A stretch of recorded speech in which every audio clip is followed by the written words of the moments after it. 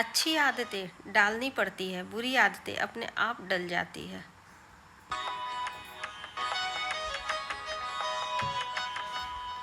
क्या फ़र्क पड़ता है? थोड़ी देर से ही उठेंगे, सूर्य उदय के बाद ही उठेंगे तो क्या फ़र्क पड़ता है?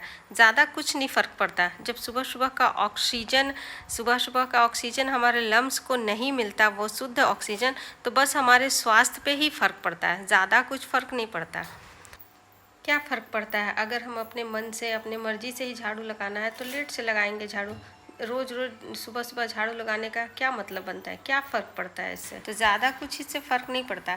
इससे बस यही फ़र्क पड़ता है कि हमारे घर का वास्तु धीरे धीरे बिगड़ता चला जाता है और हमारी दिनचर्या तो बिगड़ती ही है और हमारे घर में धीरे धीरे दरिद्रता की वास होते जाती है और लक्ष्मी नारायण हमारे घर से धीरे धीरे दूर होते जाते हैं। बस यही फ़र्क पड़ता है।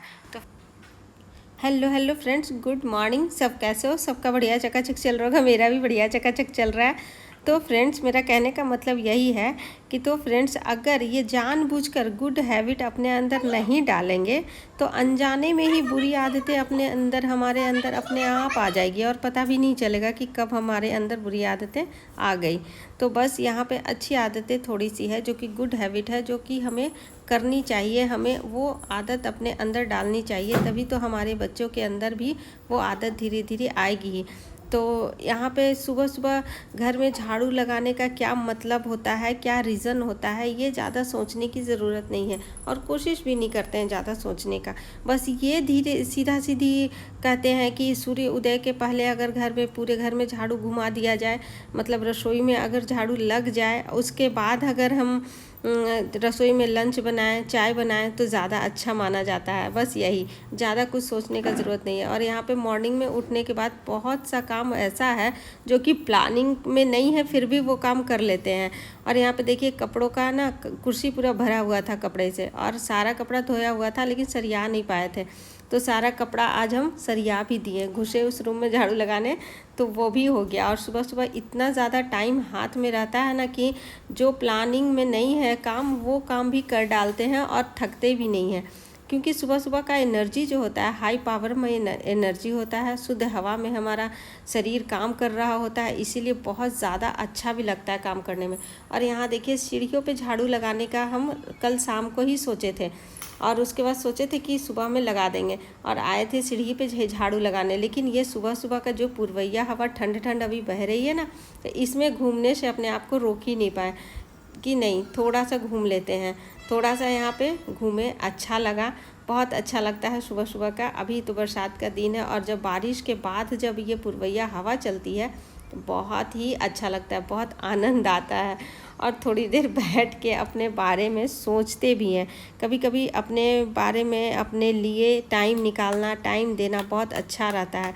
और कोई एक्सरसाइज जो ऐसा होता है जिसको अपने रूटीन में फॉलो करते हैं, डेली के दिनचर्या में शामिल करना अच्छा लगता है। तो ये वाला जो ताली बजाने वाला जो एक्सरसाइज होता है, इसको हम करते हैं क्योंकि इससे ना मेरा उंगली में दर्द था। उसके बाद इसको जब हम ताली बजाने वाला किए, 3-4 दिन रेगुलर किए, तो मेरा ये दर्द उंगली वाला ठीक हो रहा था। तो आज भी हम उसको कंटिन्यू कर ही लिए। और यहाँ पे देखिए, छत पे झाड़ू लगाने का मेरा कोई प्लानिंग आज नहीं था, लेकिन जब ये ठंडे ठंडे हवा में आए ना, तो सोचे कि छत भी गंदा दिखा तो लगा दिए। और झाड़ू भी हम छत पे लगाने वाला ले के नहीं आए थे, बस उसी झाड़ू से थोड़ा सा लगाए। लेकिन फिर सोचे नहीं, झाड़ू चेंज कर लेना, बदल देना चाहिए, क्योंकि झाड़ू वो वाला झाड़ू से घर में, पूरे घर में झाड़ू लगाते हैं, फिर झाड़ू छोटी हो जाएगी तो दिक्कत हो जाएगा, मतलब वो खिया जाएगा। तो ये हम पुराना झाड़ू लेके आ गए थे और पूरा अच्छे से खखोर के पूरा मिट्टी हम निकाले छत से। बहुत ज़्यादा गंदा था और इतना अच्छा हवा जो चल रहा है, तो थकान होगी ही नहीं। सूर्य उदय के बाद जब धूप हो जाता है, उसके बाद अगर कोई काम कीजिए तो बहुत जल्दी थक भी जाते हैं और ऊब जाते हैं काम से। लगता है कि नहीं, जल्दी जल्दी जल्दी जल्दी जल्दी जल्दी उतना ही काम करो जितना काम मेरा आज का रूटीन में है, उससे एक काम भी फालतू हो जाए, मजाल है एक काम फालतू हो जाए, होगा ही नहीं। अगर हम सूर्य उदय के बाद, धूप निकलने के बाद अपना काम शुरू करते हैं तो, और अगर जल्दी जल्दी सुबह में अगर कर लेते हैं तो फिर ये हड़बड़ाहट नहीं रहता, आराम से धीरे धीरे अपना काम भी हो जाता है और एक्स्ट्रा काम भी एक आध दिन कुछ ना कुछ हो ही जाता है। और हम जिस घर में कोई अकेले महिला रहती हैं उस घर में तो एक्स्ट्रा काम होता ही है, एक दिन में पूरा काम नहीं निपटता, ये तो आप मानना ही पड़ेगा आपको। और देखिए धीरे धीरे हम पूरा छत पे झाड़ू लगा लिए, पूरा छत का जहाँ जहाँ ज़्यादा गंदा था वहाँ से उठा के फेंक दिए और इसी तरह धीरे धीरे पूरे छत पे झाड़ू लग गया। और जब झाड़ू लगा रहे थे तभी देखिए बारिश भी स्टार्ट हो गया, मतलब वो झिस्सी वाला मॉर्निंग वाला सुबह वाला बारिश, वाह मज़ा आ गया। तो बारिश भी शुरू हो गया और सूखा सूखा में मेरा छत भी साफ़ हो गया। तो बस इसका कितना अच्छा हुआ। बस अब यहाँ का दरवाज़ा बंद कर देते हैं और सीढ़ियाँ झाड़ू लगा लेते हैं।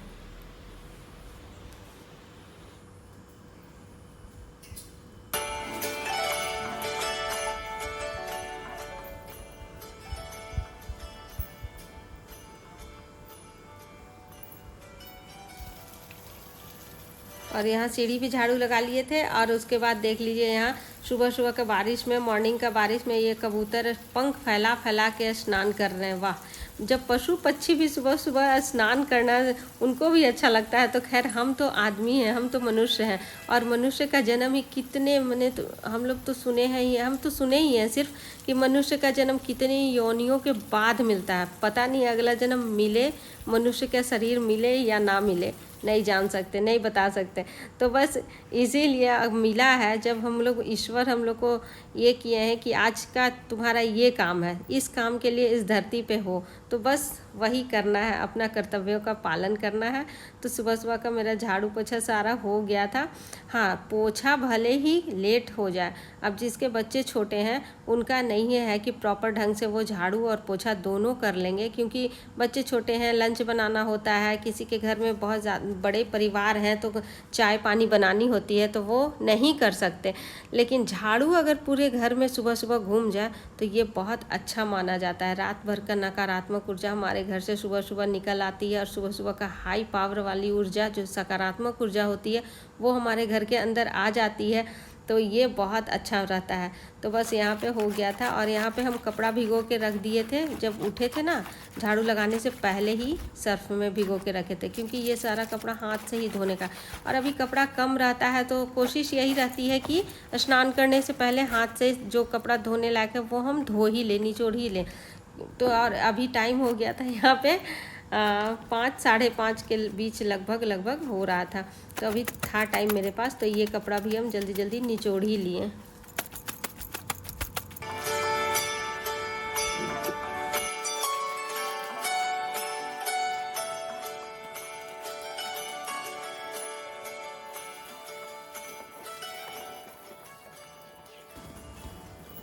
और हाँ, हम सहूलियत के हिसाब से पोछा भी लगा लेते हैं कि झाड़ू लग गया तो चलो लगे हाथ पोछा भी लगा लेते हैं। एक हो जाता है ना कि अगर झाड़ू पोछा सुबह में हो जाता है तो फिर सारा दिन निश्चिंत रखता है, मन एकदम फ्री लगता है, निश्चिंत लगता है कि चलो झाड़ू पोछा हो गया। लेकिन ये संभव नहीं है, जिनको पोछा नहीं लगा सकते हैं, लेट कुबेर अगर भी पोछा भी लगे तो कोई बात नहीं, लेकिन झाड़ू बस सुबह लग जानी चाहिए। और सबसे ज़्यादा लेकिन सुबह उठने का सबसे ज़्यादा फ़ायदा तो ये होता है ना कि ठंडे में सारा काम निपट जाता है। फिर धूप उगने में, गर्मी में, अभी बहुत ज़्यादा गर्मी हो रही है, बेचैनी होने लगती है। ये बेचैनी से बचने के लिए सुबह अगर सारा काम निपट जाए तो फिर बहुत अच्छा।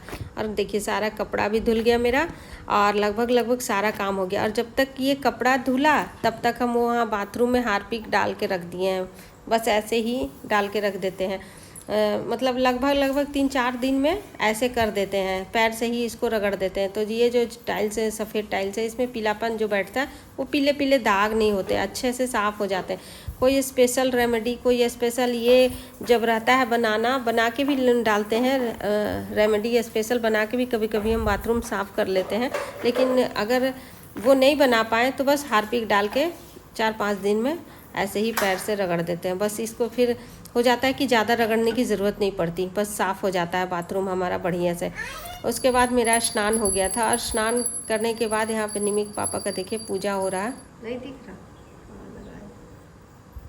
और दिखा रहे थे हमको कि देखो टीका लगा लिए हैं। सेंसिटिविटी के साथ सुबह टीका लगाने से मन में अजीब सुकून, शांति मिलती है, बहुत ही बढ़िया लगा। और यहाँ देखिए बोलबम का प्रसाद आ गया था, चूड़ा और पेड़ा। अभी बोलबम का प्रसाद झारखंड बिहार के लोग जानते हैं, झारखंड बिहार के क्या पूरे इंडिया के लोग जानते हैं कि बोलबम कहाँ है। तो बोलबम झारखंड में है। 12 ज्योतिर्लिंग में एक ज्योतिर्लिंग महादेव जी का ज्योतिर्लिंग देवघर में है। और सावन के महीने में अगर बोलबम का प्रसाद मिल जाए तो इसकी विशेषता अलग होती है। और बस अब इतने देर में सब्जी भी आ गया था, और सब्जी में आज क्या आया है ये देख लेते हैं, क्योंकि सुबह से सब्जी थी नहीं। तो सब्जी में आज फिर से भेजे हैं कटहल का कोबा, और कटहल का कोबा आज निकाला हुआ है, मतलब कटहल से कोबा को अलग किया हुआ है। और अब इसमें से सिर्फ बीज हमको निकालना है, एक ही काम रह गया है, इसमें से बीज निकालना। बस ज़्यादा मेहनत आज इसमें नहीं लगेगा। और इसको बस यहीं पे हम निकाल के छोड़ दिए हैं। और उसके बाद ये प्लास्टिक में क्या है, ये प्लास्टिक में है बहुत चिकना चिकना सा जामुन, बहुत अच्छा जामुन है आज का।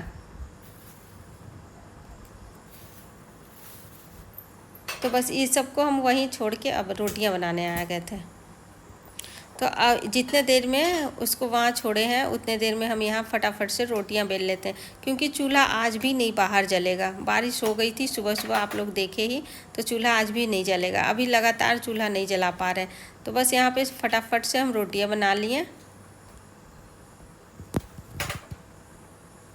तो रोटियां हमारी बन गई थी। उसके बाद रोटी बनाने के बाद इधर ही पानी लेके जा रहे थे कि कोबा धो देंगे, उसके बाद उसको हम बैठ के यहीं पे चाकू से सिर्फ उसका बीज निकालना था।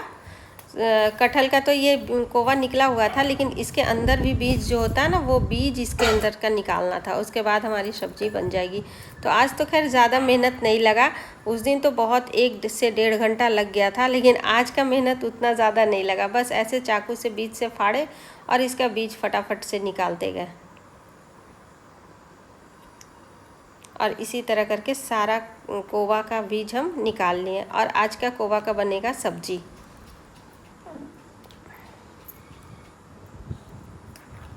हालांकि ये पीला पीला लग रहा होगा आप लोग को, लेकिन ये मीठा नहीं हुआ है। और यहाँ देखिए इतना सारा बीज भी निकल गया। बीज का भी सब्ज़ी बहुत अच्छा बनता है, ये गुठली का, कटहल का गुठली का सब्ज़ी। और पहले वाला भी गुठली मेरा रखा हुआ ही है, तो सबका मिला के बनाएंगे। बस अब चलते हैं किचन में, इसका सब्ज़ी बनाते हैं। तो सबसे पहले तो इसके ऊपर पानी डाल दिए। पानी क्या डालें, इसको उबालना है, मतलब इसको भाप में, तो भाप में भी पका सकते हैं और उबाल भी सकते हैं डायरेक्ट पानी डाल के। तो हम डायरेक्ट पानी डाल के इसको चढ़ा दिए। बस थोड़ा सा नमक डाल के इसको उबाल दिए, उबलने के लिए चढ़ा दिए। और जब तक ये उबल रहा था तब तक हम हरी मिर्च काट रहे हैं। हरी मिर्च और लहसुन का इसमें ज़्यादा ये है, हरी मिर्च और लहसुन इसका स्पेशल मसाला होता है कटहल का, ये कोवा का जब इस तरह सब्ज़ी बनाते हैं तब। ज़्यादा मिर्च डालिए, ज़्यादा लहसुन डालिए, तो ही इसका टेस्ट अच्छा आता है कोवा का। तो लहसुन तो खैर नहीं डाले हैं, लेकिन हरा मिर्च हम काट लिए ढेर सारा। और ये तीखा वाला मिर्च है, मतलब अच्छा स्पाइसी वाला, थोड़ा स्पाइसी रहता तो ही अच्छा लगता है। और ये पिसा हुआ थोड़ा सा मसाला डाल दिए हैं, बस थोड़ा सा ही मसाला डालें। उसके बाद हल्दी, और इन सबको भून देंगे। लेकिन हाँ, लहसुन और टमाटर का कमी इसमें हो गया है, तो सावन के कारण तो लहसुन नहीं डाल पाए, और महंगाई के कारण टमाटर नहीं डाल पाए, टमाटर है ही नहीं।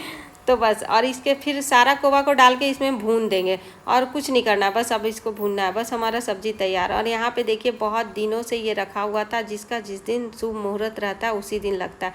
बहुत दिनों से ला के रखा हुआ था यहाँ पे, ये छोटा सा रेक जैसा। तो इसको हम यहाँ लगवा दिए हैं, बाहर से ओपन में, जैसे कि कांच का कुछ रखने के लिए अच्छा लगता है, बस वो लगवा दिए। और वही लगा ना, तो हम जल्दी जल्दी से सब्ज़ी बना के यहाँ से हटाए। और यहाँ पे देखिए बहुत अच्छा सा भुजिया, सूखी सब्जी कटहल का कोवा का बन गया था। आज का नाश्ता में बस यही चलेगा, कटहल का कोवा की सब्जी। तो फ्रेंड्स, आज का वीडियो हम यहीं पे एंड करते हैं, फिर मिलते हैं आप लोग से कल। Tata bye, see you.